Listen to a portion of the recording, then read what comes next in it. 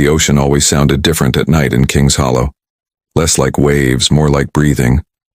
The townspeople said Eva Morrell could hear that breath better than anyone, that it slipped into her art like a ghost whispering through paint. Her work was the heartbeat of the town, haunting and beautiful, until the night it all went up in flames. Eva stood in front of her shattered easel, the scent of turpentine and burnt canvas thick in the air. Fragments of color clung to her fingers, blues, reds, ochres, a palette of what used to be her life. Behind her, the open studio window let in the distant roar of the sea. Someone had come in that night.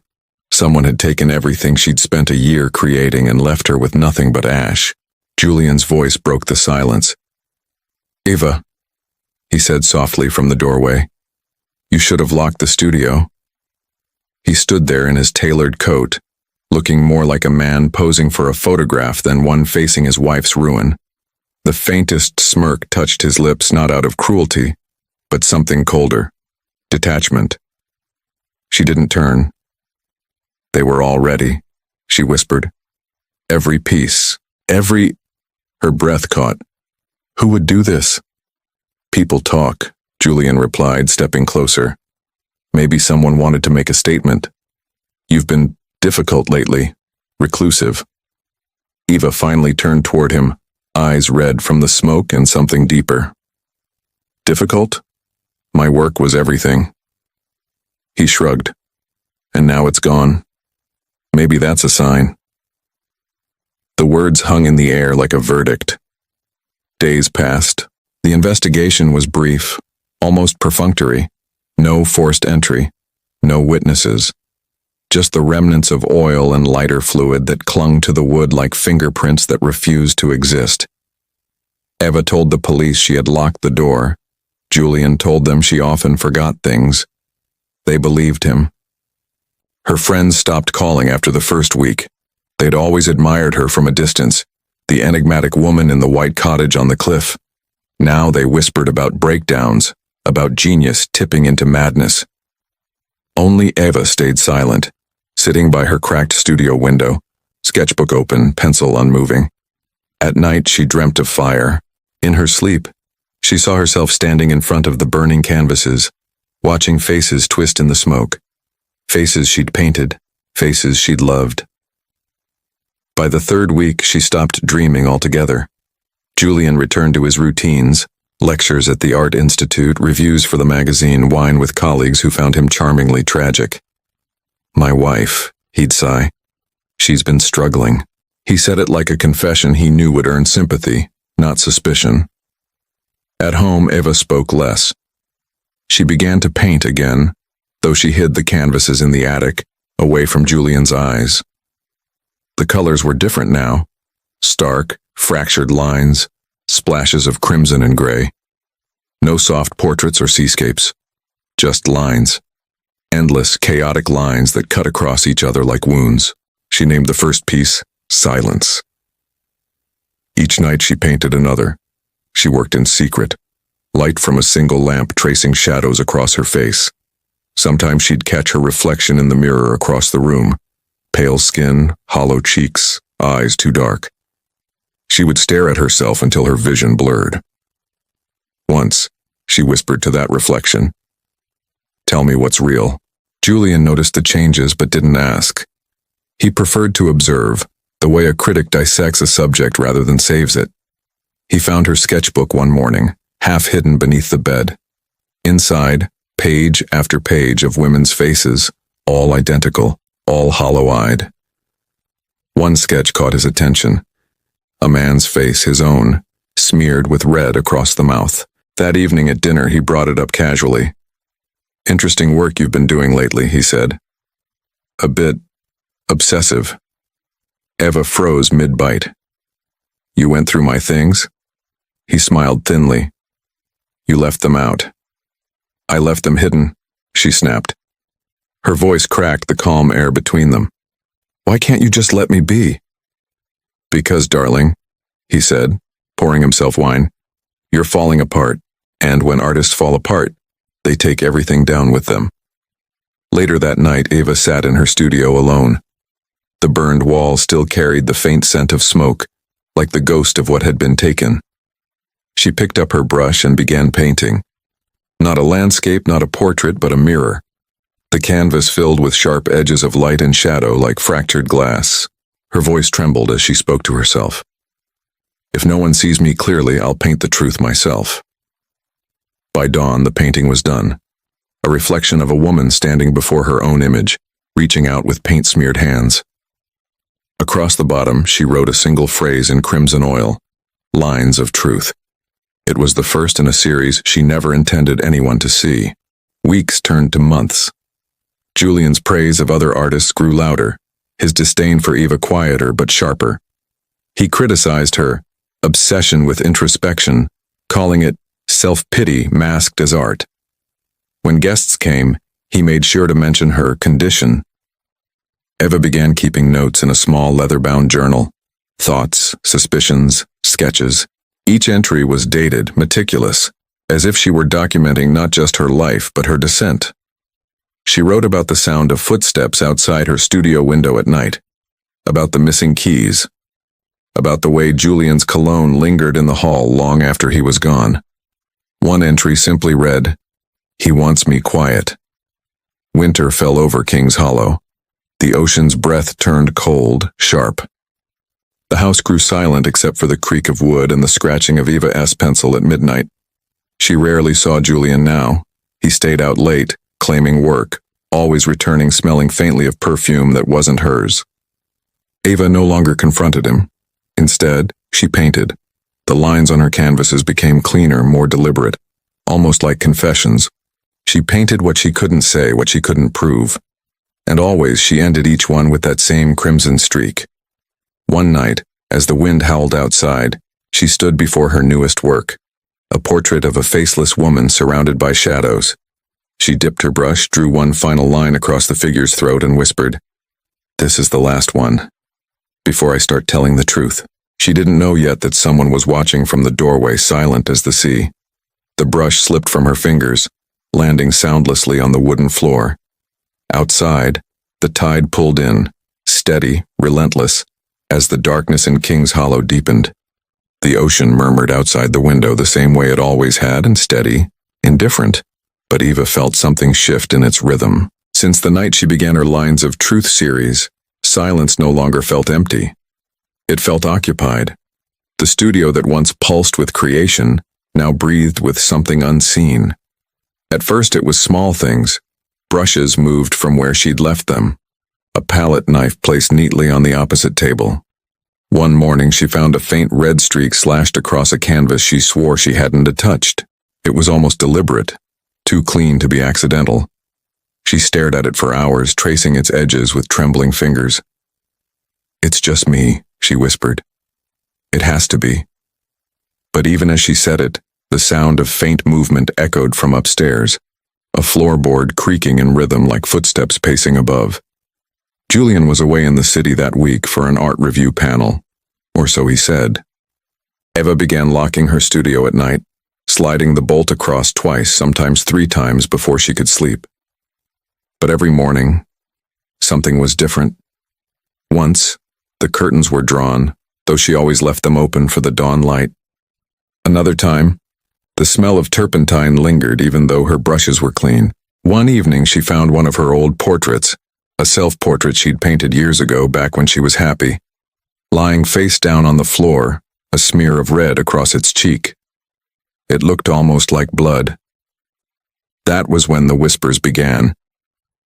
It was the second week of February when Clara arrived. Julian had arranged the visit, or at least claimed he had, saying a promising young art student wanted Eva's guidance. A gesture of goodwill, he'd called it, something to bring you back to the world. Clara was 19, fresh-faced, with a notebook always clutched to her chest. She spoke softly with admiration, too practiced to be innocent. "I've read about you," Clara said during their first meeting. "Your early work, it's raw, emotional. You don't just paint faces, you paint what hides behind them." Eva smiled faintly, unsure how to respond. Compliments felt foreign now, almost invasive. "Art isn't about what's behind," she murmured. "It's about what refuses to stay hidden." Clara tilted her head, Julian says you're brilliant. He told me I'd learn more in a day here than in a year of school. Ava's brush froze mid-stroke. Julian told you that?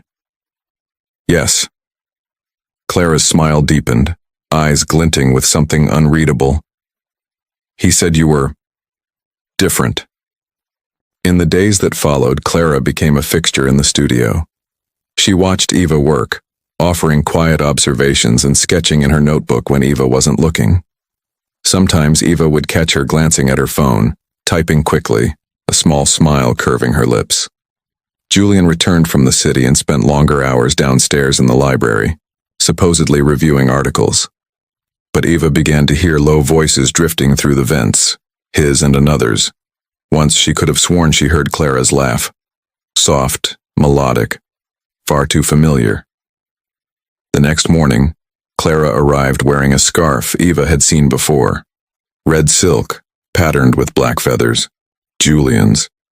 Ava's stomach twisted. That's a beautiful scarf, she said lightly, forcing a smile. Oh, Clara said, touching it. It's old. Julian lent it to me when it rained. Eva didn't answer. The brush in her hand shook, streaking her canvas with a line of accidental crimson. She stared at it, a single line across a faceless figure. Her heart pounded. That night, Eva couldn't sleep. She wandered into the studio, barefoot, robe clinging to her skin. The air was cold, metallic.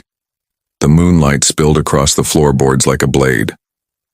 She looked at her newest work, a nearly finished painting of a woman standing in front of a half-open door. The woman's reflection in the door's glass was twisted, shadowed, almost unrecognizable. But something was wrong. A new mark crossed the woman's throat. Red, fresh. Eva stepped closer, breath trembling. The paint was still wet. She froze. Someone had been there. The next morning, Julian found her staring at the painting. You've been working too hard, he said gently, placing a hand on her shoulder. You look pale. Eva didn't move. Did you come in here last night? He raised a brow. No. Why? Because someone did. Her voice was barely above a whisper. The painting, someone touched it. Julian sighed, amused more than concerned. Eva, no one's been in here except you and Clara. At the mention of Clara's name, her pulse quickened. You gave her your scarf. Did I? He chuckled. I hardly remember. She seemed cold. She's not your student, Julian. He smiled, that same disarming, infuriating smile. And she's not yours either. When Clara arrived that afternoon, Eva could barely look at her. The girl was humming softly as she set down her sketchbook. Her eyes flicked toward Julian's study door, which was half open. For a moment, Eva thought she saw the faintest nod exchanged between them. During their lesson, Clara asked, "Why do you paint so much red?" Eva glanced at the streaks across her canvas. Because it reminds me of what's left when everything burns.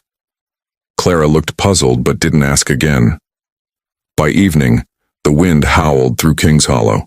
The shutters rattled. Eva sat by the studio window staring into the darkness. From downstairs came the sound of voices, low, muffled, intimate. Then laughter. A woman's laugh. Her hand tightened around her brush until it snapped in half. She rose slowly, every movement deliberate. Quiet. The floorboards creaked under her feet as she made her way to the stairs. The laughter faded into whispers, then silence. When she reached the last step, only the faint smell of Julian's cologne lingered, and something floral beneath it. Her reflection in the hallway mirror caught her eye. Pale, empty, a stranger. She turned away, went back to the studio and began to paint. Her strokes were faster now, more violent. The image took shape. A woman, faceless, standing behind two figures who were laughing, oblivious. When she finished, she drew a red line between them. For the first time in months, she slept soundly, dreamless, still. But when she awoke at dawn, something waited for her on the easel. Her painting had been moved, and across the faceless woman's throat was a new, precise slash of red paint. Someone had been there again. Eva backed away from the canvas, eyes wide, breath quick. From the open doorway drifted the faintest trace of laughter, the same one she'd heard last night. It came from downstairs. Her hands shook as she reached for the key to lock the studio again. But before she turned it, she saw something glinting on the floor. A small silver earring, delicate, heart-shaped. Not hers. Eva's gaze lifted slowly toward the stairs where a sliver of morning light touched the edge of Julian's study door. It was open, and from inside came the sound of two voices, low, hushed, and laughing. The morning light came cold and gray through the salt-stained windows of King's Hollow. Eva hadn't slept. The laughter from downstairs, that low, treacherous music, still echoed in her skull.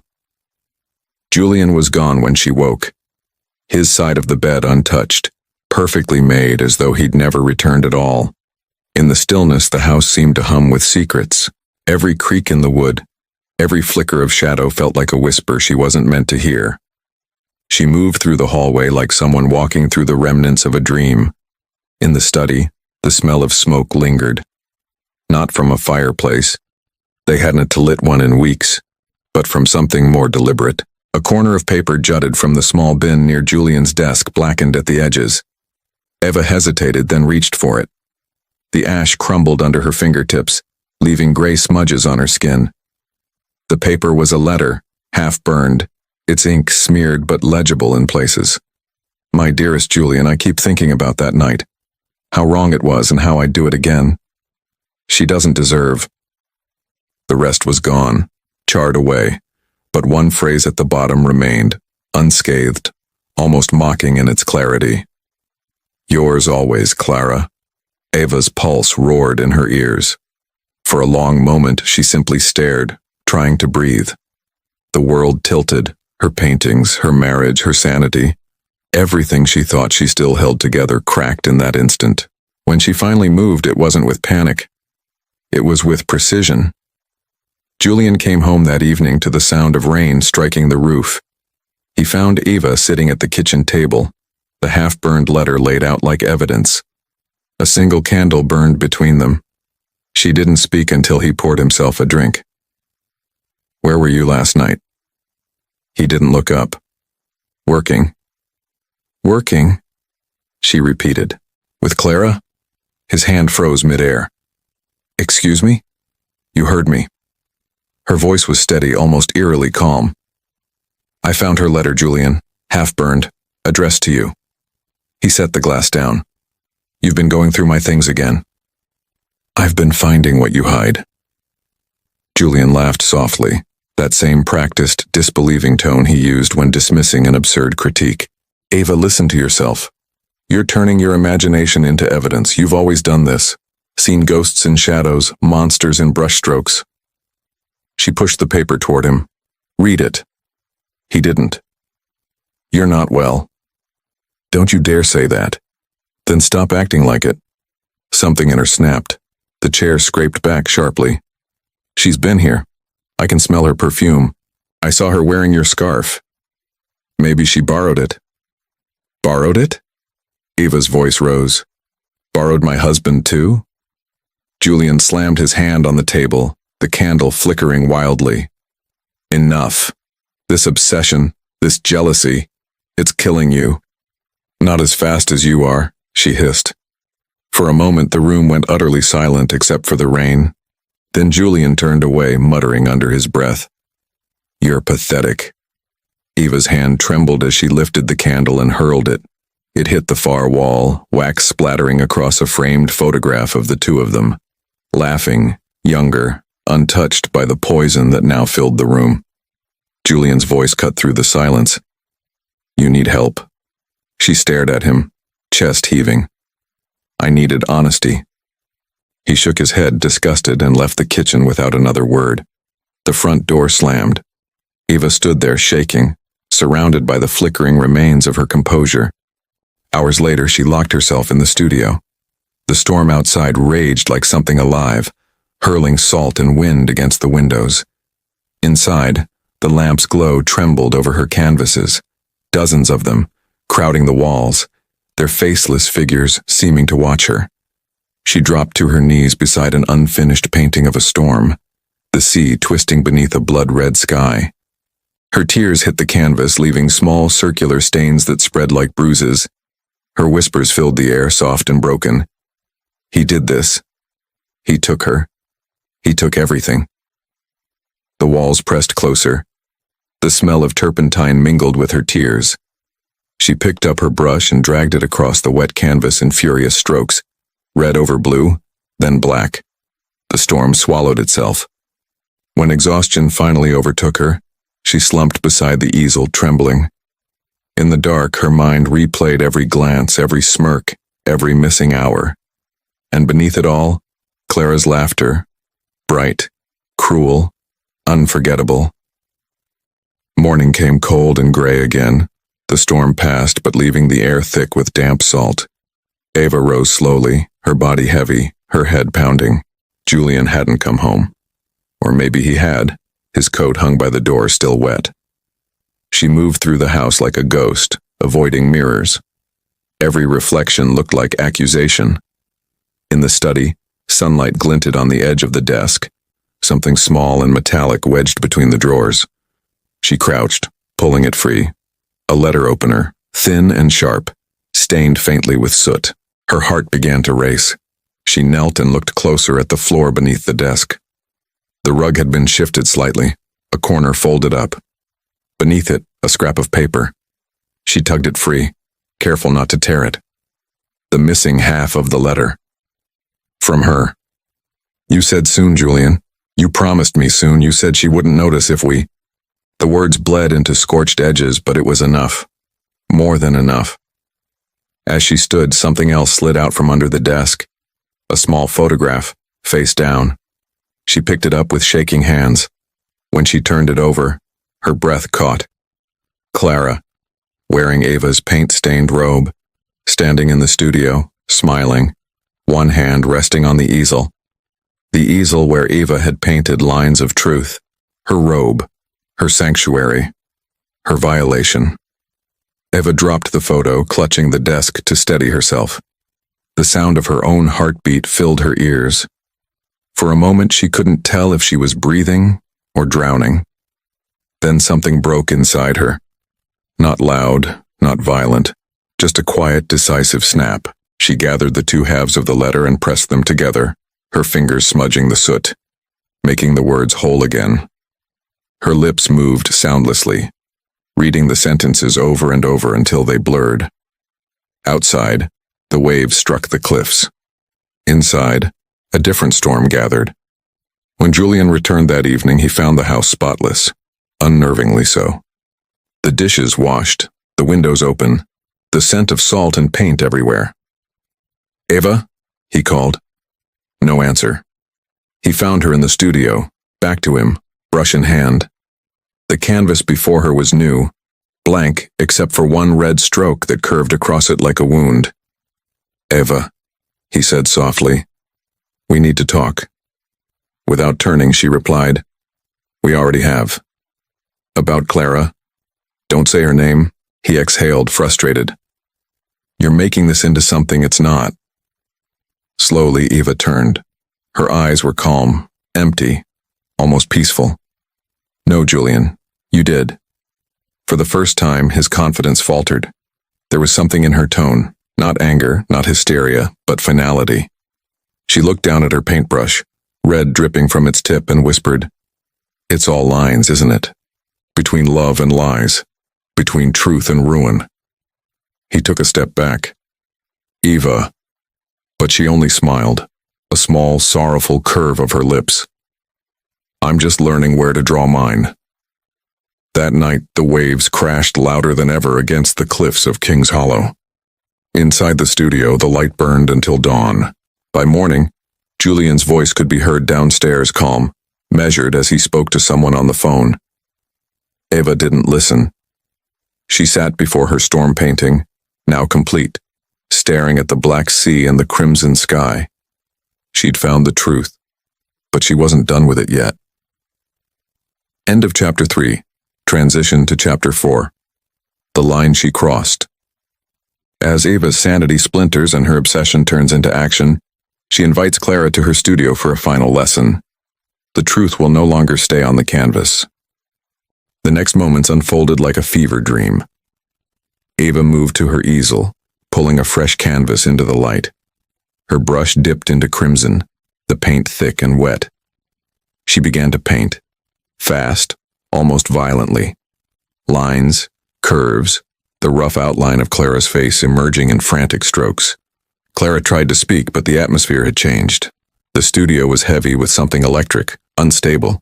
"You sit there," Ava instructed, not looking up. "I want to capture you as you are, and unfiltered, no lies." "Ava, sit." Her tone left no room for refusal. Clara obeyed, nervously twisting the red scarf around her neck. Ava's brush moved faster, her breathing shallow. She muttered under her breath, fragments of phrases, truth in the eyes, lies in the mouth. He saw her, not me. The storm outside grew louder, the sea roaring somewhere beyond the cliffs. When Ava finally stopped, the portrait stared back at them both, hauntingly vivid, raw with emotion. Clara's likeness was there, but distorted. Eyes wide with guilt, mouth twisted into a half-smile that wasn't real. Clara rose abruptly. "This is sick," she snapped. "You're losing your mind." Ava's voice was almost a whisper. "Perhaps, but it's honest." Clara shook her head, grabbing her coat. "You need help, Ava. Julian was right." The name struck like a slap. Ava's hand shot out, catching Clara's wrist. The teacup fell and shattered between them.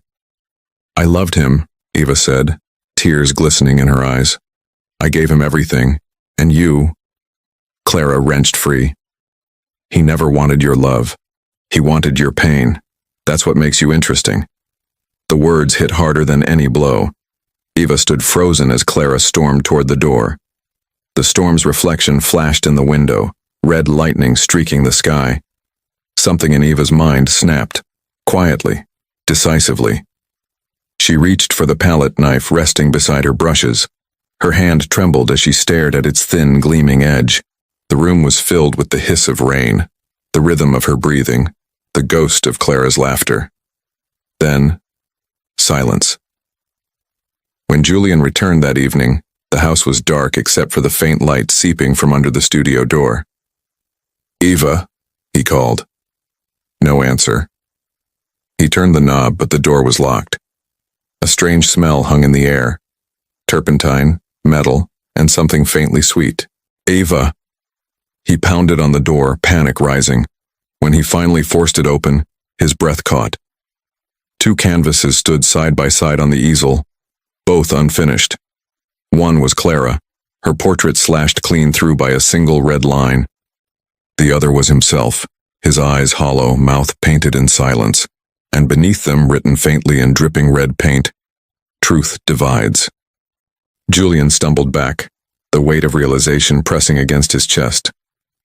Somewhere in the distance the sea howled, endless, merciless. Behind him the open door swayed in the wind. And though the room was empty, it felt like someone was still there, watching.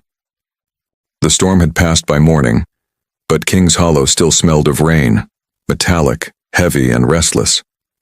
The Morrell house sat like a wounded thing on the edge of the cliffs, its windows clouded, the sea mist clinging to its walls.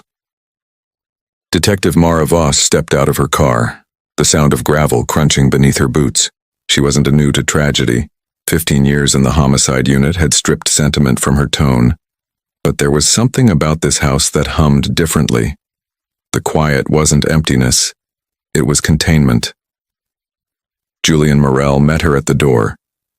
His shirt was wrinkled, eyes red-rimmed, but his composure had the brittle shine of something rehearsed. "Detective," he greeted softly, his voice perfectly modulated. "I appreciate you coming so soon. It's been a difficult night." Mara nodded once, scanning his face, his stance, the faint tremor in his hand. "Mr. Morrell, I'm sorry for what you're going through.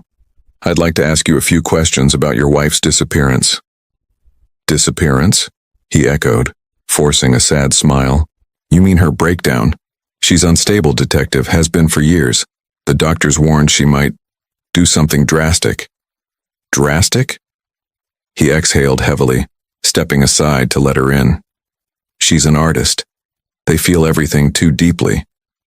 The studio was cordoned off, a space of shadows and fragments, 2 ruined portraits on the easel, the faint smell of turpentine, and the echo of something Mara couldn't yet name. She stood before the paintings, studying the precision of the cuts. They weren't random slashes. They were deliberate. 1 clean, centered stroke across each canvas, almost surgical. "Did you move anything?" she asked. Julian shook his head. "No. When I found the door locked, I called the police. They told me to wait. I didn't touch a thing." But his eyes flicked toward the window. The smallest, most telling glance. Mara noted it quietly. Back at the station, the evidence list was thin. 2 damaged portraits, 1 broken teacup, several paintbrushes, a locked storeroom key. The report read, "No sign of forced entry, no body recovered." It wasn't enough. Mara spent the afternoon combing through Eva's past. What she found painted a story far more intricate than Julian's polite grief. There were hospital visits, stress-induced fainting spells, insomnia, panic attacks, but no record of violence. Neighbors described Eva as quiet, gentle, often seen painting by the window. Julian's name appeared in every article about her, always as the charming critic who guided her early career, always the man behind her genius. That pattern, Mara knew too well. 2 days later, she returned to Kings Hollow. Julian answered the door again, perfectly groomed, grief-worn like a tailored coat. "Detective Voss," he said warmly. "Any news?" "Not yet," she replied. "I'd like to look through your wife's storeroom, the one that was locked." He hesitated just long enough. "Of course." The key fit with a reluctant click. The air inside was stale, heavy with oil and dust. Dozens of canvases leaned against the wall, some finished, others ghostly outlines frozen mid-creation. Mara's flashlight swept over them, catching textures, raised brushstrokes, uneven varnish, layers upon layers of red.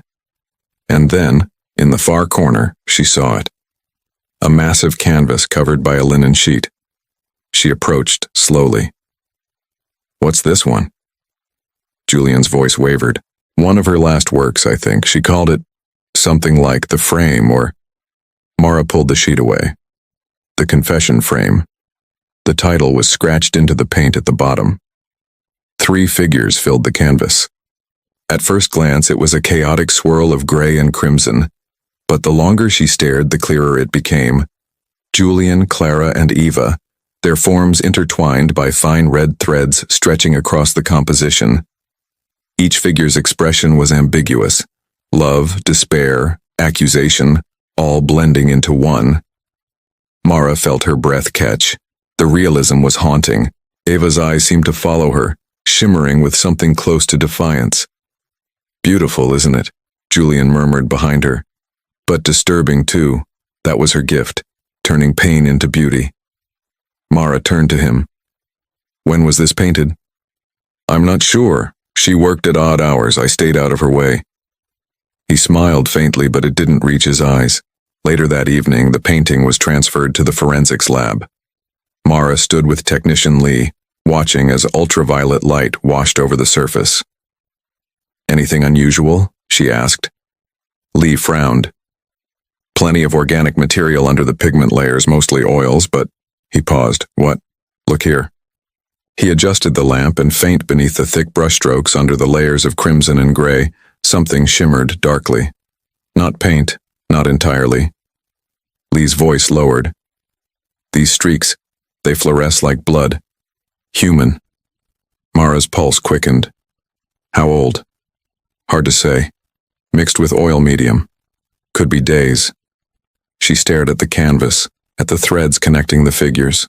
They weren't random swirls. They converged precisely at Julian's chest. That night, Mara sat in her car overlooking the cliffs. Below, the sea churned black under the moonlight.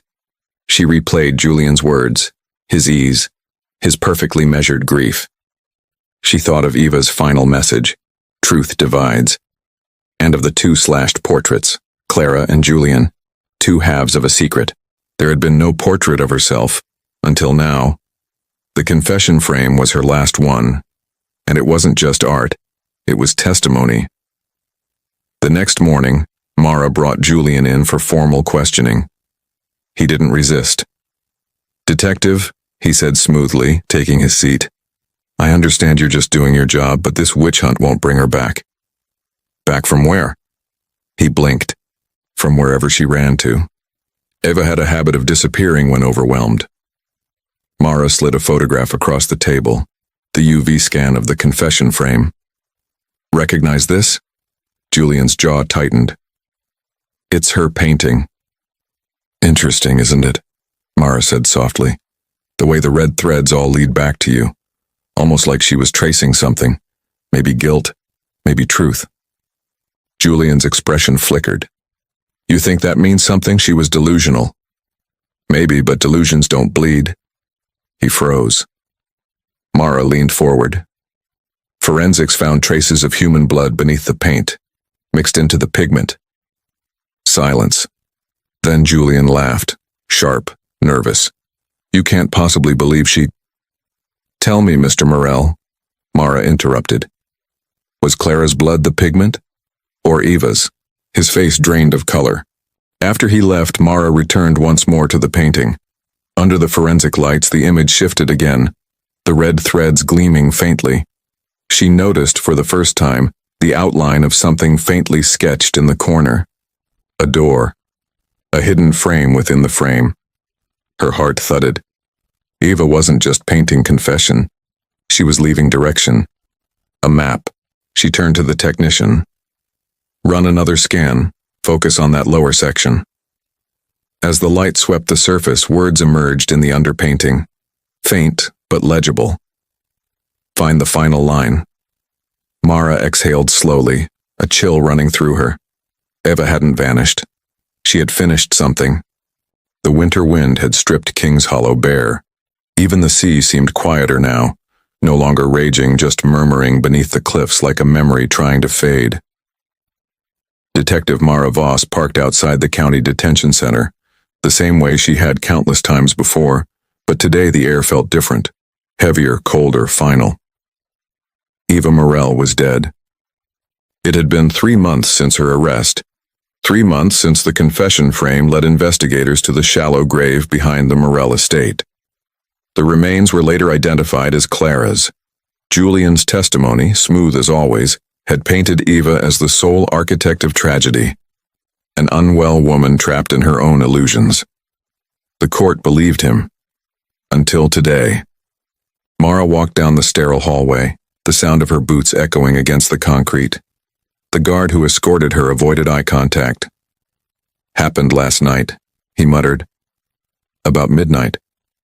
She used a piece of wire from a sketchbook spine. Quiet. No one heard." Mara's jaw tightened. "Where's the note?" "No note, just that." He nodded toward the cell. Eva's body had already been taken, but her presence lingered. The small room smelled faintly of paint and soap. On the far wall, above the narrow cot, a thin red line ran across her name, E. Morrell, etched faintly into the white paint. Not a message. A signature. Mara stood there for a long time, staring at that single, deliberate stroke. It wasn't desperation. It was punctuation. The end of a sentence only Eva knew how to write. Later, as the paperwork mounted and the headlines spun their familiar web, "Tragic death of the mad painter," Mara couldn't let it go. There was something about the red line, about the words hidden in the confession frame. Eva had written, "Find the final line." But what if that line hadn't been painted yet? A week after Eva's death, Mara received a call from a private art dealer in London. His voice trembled as he explained. "Detective, I believe we've found something under the Morrell house." Within 48 hours, Mara stood once more in that same house on the cliffs, now stripped bare, the furniture sold, the walls hollow. The air inside was colder than the sea outside. The dealer led her to the studio floor, where a small section of wood had been pried open. Beneath it lay a wrapped canvas, untouched, sealed in linen and bound by a crimson ribbon. A note was pinned to it in Eva's handwriting. To the one who looked past the frame. Mara's heart thudded. Carefully, she unwrapped it. The painting inside took her breath away. The last portrait. Eva sat in the foreground, poised, serene, her expression calm, almost forgiving. Behind her stood Julian, his hands resting lightly on her shoulders. But where his face should have been, there was only a soft, dissolving shadow, a smudge of gray fading into nothing. Between them, faint threads of red connected their figures, drawn so delicately they could only be seen when light caught them right. And in the bottom corner, beneath her painted signature, Eva had written a single sentence in tiny slanted script. Truth burns. Mara stared at the painting for a long time. Every instinct told her this wasn't just art. It was evidence. Eva had been deliberate to the end. The details were too specific. The fading face, the hidden message, the calm in her eyes. Julian's guilt had always lived in the spaces between words, in the pauses, the practiced tremor of sorrow. Now, for the first time, Eva had painted the silence itself. 2 months later, the last portrait was put up for private auction in London. Only a handful of collectors were invited, men and women with deep pockets and darker fascinations. Mara attended under invitation from the curator, posing as an art historian from the Bureau of Cultural Crimes. The gallery was candlelit, its walls lined with paintings that whispered of pain, obsession, and beauty. Yet all conversation seemed to circle back to Eva Morrell, the mad visionary, the doomed genius. Mara listened quietly as Julian arrived, flanked by 2 agents and a drink in hand. He looked thinner, sharper, but his charm was intact. Tragic, isn't it? He told a journalist, but at least her work will live on. In a way, she'd have liked that. Mara turned to him. You think she'd want to be remembered like this? He smiled faintly. We don't get to choose how the world sees us, detective. No, she replied. But sometimes we get to choose how it ends. He blinked, unsure whether it was a threat or a truth. When the last portrait was unveiled, the room fell silent. The painting glowed under soft white light, its reds deep as blood, its grays ethereal. Eva's eyes seemed alive, peaceful, yet aware. The faint shimmer of her signature caught the light, revealing once again the hidden message, truth burns. The curator began the bidding at $200,000. By the 3rd minute, it had doubled.